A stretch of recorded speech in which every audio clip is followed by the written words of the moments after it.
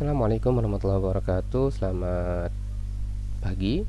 Di video ini kita akan lanjut lagi membuat cetak laporan untuk kasnya.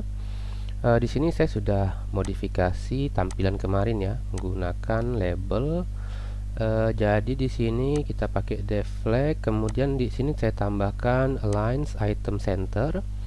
Lalu di tombol, karena kan tombol ini kan dia tidak ada label ya, kita tambahkan MT3, margin topnya 3. Kemudian ada satu tombol lagi di sini yang kita buat, yaitu cetak. Tipenya itu bukan submit tapi tipenya adalah button. Oke. Kemudian di sini kita akan menggunakan, ini kok ada kelebihan satu ya. Ini ada aksi ya. Aksi harusnya itu sebentar. Dia kayaknya ada lebih TD-nya lebih satu nih. Kalau saya view seharusnya, kenapa dia ada, oh ini ada T-body, T-hit, TR. Kita cek kenapa dia ada nih, harusnya tidak ada lebih. Oke, biarin aja dulu. Oke, kita lanjut. Jadi kita tuh mau buat seperti ini. Kalau ini kan pencarian di halamannya sendiri. Nah, kalau cetak laporan, kita tuh maunya dia kebuka di tab yang baru atau di window yang baru. Nah, di sini untuk buttonnya saya akan kasih ID. ID-nya misalnya cetak. Baru kemudian di bagian atas ini kita nanti akan bekerja dengan jQuery ya, jQuery. Saya buka dulu admin kit-nya. Kalau saya tidak salah, kita sudah nambahkan yield.js. Oke, sudah aman, berarti tinggal base section kita buat JS-nya. Kemudian buka tag script, lalu jkey ready function, di dalamnya baru jkey click, kemudian selektornya pagar, kemudian cetak. Oke, kita boleh coba dulu seperti ini, misalnya alert A misalnya. Oke, coba refresh. Harusnya dia muncul alertnya. Oke, udah benar. Nah, berikutnya kita mau dapatkan nilai dari masing-masing inputan ini. Jadi misalnya saya buat di sini ID. ID-nya adalah tanggal mulai. Oh, tanggal selesai. Kalau ini ID-nya adalah tanggal mulai. Kalau ini ID-nya adalah keterangan atau key ya.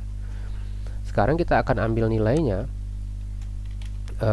Var misalnya tanggal mulai sama dengan tanggal mulai titik val value ya. Kemudian tanggal selesai juga sama, kemudian key juga sama seperti ini. Nah, kalau misalnya kita mau coba, kalau baru-baru ngoding tuh mending ketik coba ya. Oke, kita coba, harusnya tampil di alertnya. Oke, misalnya di sini sudah ada isinya, ini tanggalnya sudah ada. Oke sih. Kemudian baru kita buat param sama dengan kita buat di sini tanda tanya, kutip tanda tanya. Nah, ini jadi tanggal mulai sama dengan tanggal mulai, ini penghubung variabel dengan string. Kemudian key juga sama. Oke, ini saya geser dulu. Ini harusnya ke atas. Oke. Kemudian terakhir kita pakai window open. Window open titik open. Nah, URL-nya itu, kemudian parameter keduanya itu blank. Nah, sekarang kita mau pakai URL-nya itu sebenarnya yang sama dengan URL ini ya. Bedanya nanti kita buat page sama dengan laporan. Jadi gini, URL-nya itu slash cas, kemudian page sama dengan laporan n. Nah, paramnya nih salah nih. Oh sorry, laporannya kayaknya gini, saya salah, harusnya plus param. Oke, nah di sini baru kita buat page sama dengan laporan. Oke.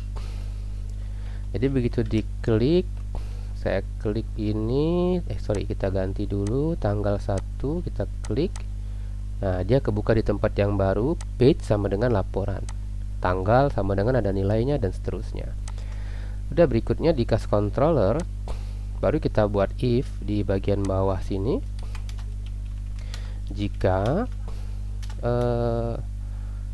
request page sama dengan laporan, nah yang kita return adalah yang kas laporan ya, yang kita return adalah kas laporan. Ini sudah ada. Kas laporan ini kita copy paste saja dari kas index. Berarti kas index saya Ctrl Shift S, kemudian saya kasih namanya kas laporan. Kemudian di admin kitnya kita tambahkan admin kit blank ya kemarin. Kalau saya tidak salah namanya admin kit laporan, sorry. Admin kit laporan. Oke, simpan, coba refresh. Nah, sekarang udah muncul dia dalam bentuk laporan. Karena dia dalam bentuk laporan, maka yang di sini, yang di kas laporan itu kita bisa hapus ini formnya, kita hapus saja karena kita tidak perlu form. Kemudian kita copy tabelnya di sini dari tabel responsifnya. Kemudian kita tidak perlu pakai card, jadi cardnya tidak perlu, ini dihapus. Seperti ini. Oke, udah selesai. Kemudian kolom aksi juga kita tidak perlu. Di sini kolom aksinya kita hilangkan. Oke. Oh, dia kelebihan satu di bagian footer ya. Footer itu ini mungkin harusnya 4. Oke. Kalau 4 dia kelebihan 1 3. Oke, kayaknya 3. Nah, Oke, sip. Di sini juga sama nih di kas index. Di kas index nanti tinggal diperbaiki nilai cool span-nya ya. Cool span-nya tuh harusnya 3. Kita coba refresh. Nih. Nah, oke, sip. Oke, ini udah selesai. ID ini harusnya kita ganti jadi loop iteration saja. Loop iteration kita ganti jadi nomor. Kemudian oh ini salah nih, ini harusnya dia tetap 4. Mana tadi dia, sebentar, jangan sampai salah edit ya. Nah, ini saya salah edit nih, saya kebuka yang kas index. Oke, ntar kita perbaiki kas index dulu kayaknya. Kas index ini harusnya di sini 4 bukan 3, 4. Kemudian TD terakhirnya itu tidak ada. Nah, gini dia. Oke, ini kan total dari pengeluaran, ini total dari pemasukan. Kas indeks sudah selesai. Ini sama, berarti 4. TD terakhir tidak ada. Simpan. Lihat laporannya. Oke, sudah selesai. Kemudian laporannya ini tidak perlu ada style. Stylenya tuh biasa saja, table border saja. Oke, untuk laporan ini nanti silahkan kalian modif sendiri sesuai dengan kebutuhan masing-masing ya. Misalnya di sini pakainya text center boleh saja. Oke, seperti ini. Ini bukan kas masjid, tapi misalnya nama masjidnya, nama masjidnya tuh out user masjid nama misalnya. Oke, kemudian di bawahnya biasanya tuh dikasih seperti semacam alamat gitu, ditampilkan, jadi out user masjid alamat. Oke, sama posisinya kita buat dia text center, kelas text center. Oke, kemudian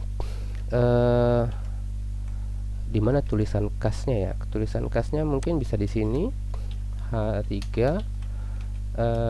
kas laporan kas masjid. Oke, simpan. Nah, ini muncul di sini dia. Kebesaran kayaknya kita ganti jadi 5. Oke, sip. Sudah selesai. Kalau kita mau kasih margin tinggal diatur saja di row-nya, misalnya M3. Marginnya kiri kanan atas bawah. Oke, sudah selesai. Di bagian bawah boleh tambahkan tanda tangan, misalnya Jambi tanggal sekian-sekian ya. Oke, tapi ini udah selesai. saya rasa cukup ini saja. Ada ID boleh diganti nomor. Ini berarti diganti dengan loop iteration, simpan.